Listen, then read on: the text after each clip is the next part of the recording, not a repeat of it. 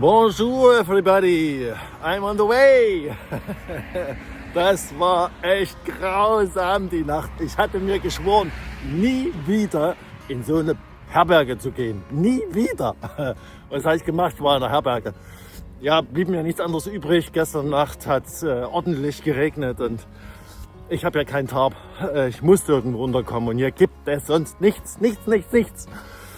Ja, und der Belgier hat die ganze Nacht Kettensäge gespielt, wirklich ununterbrochen, sekündlich.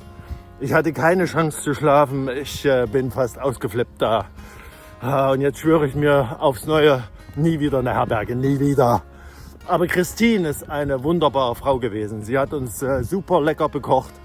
4-Gang-Menü, gestern Abend, heute Morgen mit Herz ein leckeres Frühstück.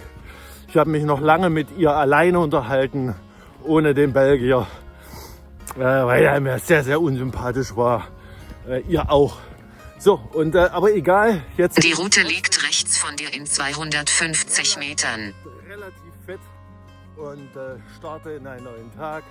Mal sehen, was er mir bringt. Ja.